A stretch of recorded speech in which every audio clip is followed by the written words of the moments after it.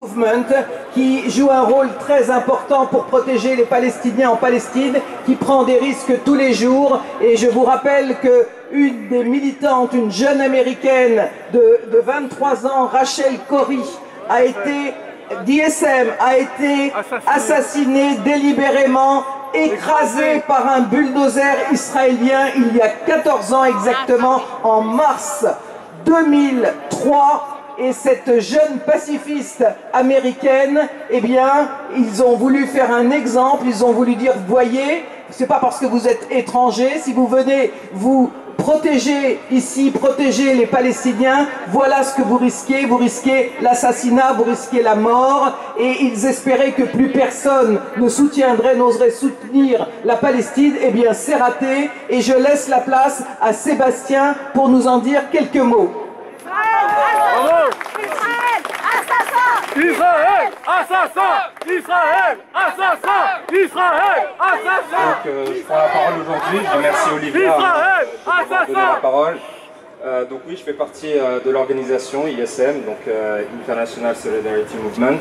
Donc c'est une organisation internationale qui repose, c'est une organisation complètement pacifique qui repose sur le principe de non-violence dans le but de lutter contre l'occupation israélienne sur les terres palestiniennes.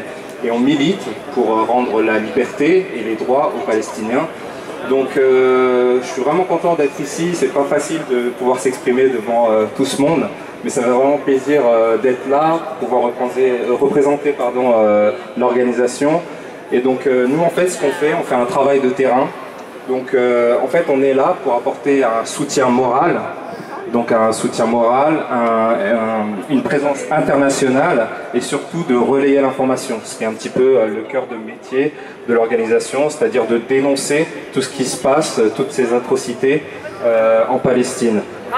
Donc ce qu'on fait concrètement, c'est tout simplement apporter l'effet de masse, si vous voulez, lors des manifestations palestiniennes pour tout simplement montrer qu'il y a une présence internationale. Aussi montrer aux Palestiniens qu'on est là pour eux, qu'ils ne sont pas tout seuls et que toute la communauté internationale a conscience de ce qui se passe là-bas. Ça permet aussi on va dire, entre guillemets, d'arrêter quelques bavures de l'armée israélienne. Quand il y a présence d'internationaux, justement, ils font très très attention. Ils ont peur que l'information soit relayée, filmée. Donc c'est très très important d'avoir une présence sur le terrain. C'est aussi important parce qu'il m'est arrivé plein de fois en fait d'être près des Palestiniens, par exemple avec un berger qui souhaite tout simplement promener son troupeau. Il ne peut pas parce qu'il y a des zones où il n'y a pas accès. Simplement aussi d'aider aux Palestiniens d'avoir accès à certaines zones agricoles où ils ne peuvent pas. Ils ne peuvent pas récolter, par exemple pendant la récolte des oliviers, ils ne peuvent pas, donc ça permet aux internationaux de le faire à leur place, donc c'est très très important.